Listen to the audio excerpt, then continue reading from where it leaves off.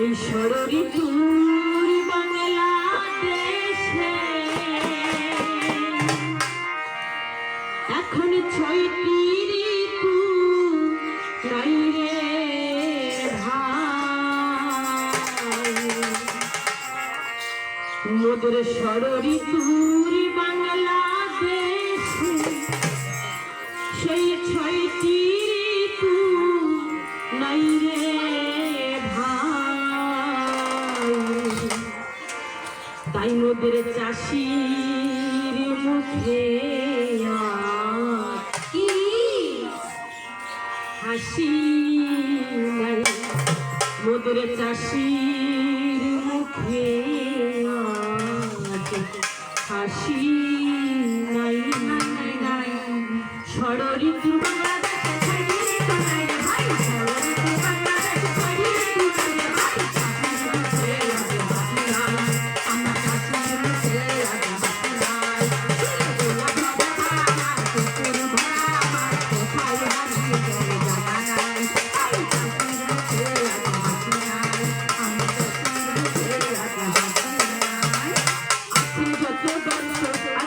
বন্ধুগণ সবাইকে ভক্তি দিয়ে শুরু করলাম গান। এই যে আমার বাংলাদেশ আর বাংলাদেশের মাটি, সবুজে শ্যামলে ভরা সোনার চেয়ে ঘাটি।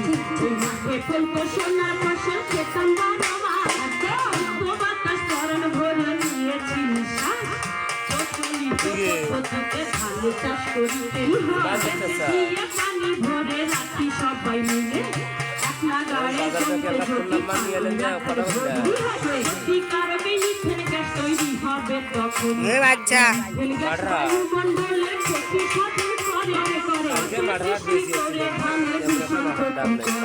প্রকৃতির সাথে যুদ্ধ করা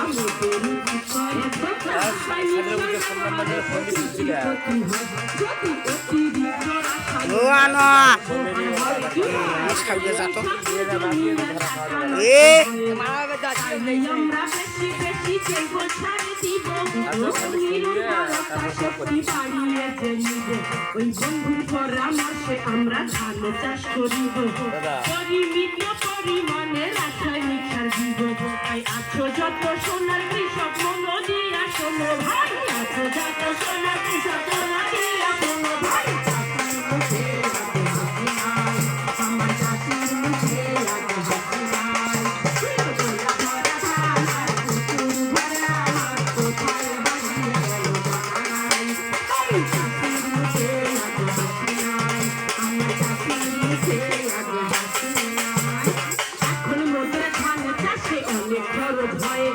চেষ্টা করবেন কিভাবে খরচ কমানো যায়।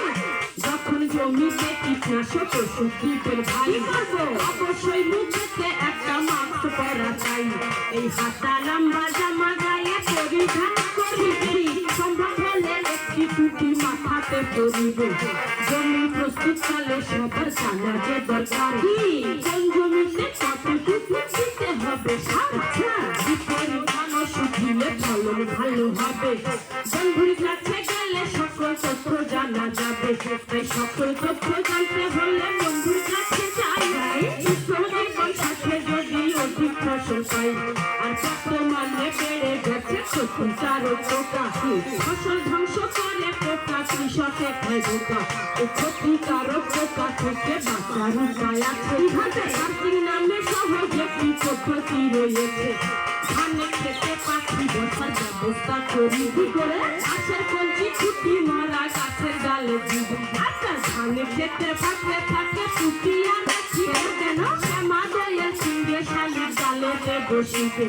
সিংহে দিনে ৩০টির মতো মাগরা পোকা খায়, তাই সিংহে দিনে ৩০টির মতো মাগরা পোকা খায়। পোকার সাথে ডিমার পুতলি খেয়ে নেয়। এই উপায়ে কীটনাশকের খরচ কমে যাবে ভাই, এই উপায়ে কীটনাশকের খরচ কমে যাবে ভাই। চাষির মুখে আজ হাসি নাই, আমার চাষির মুখে আজ হাসি নাই।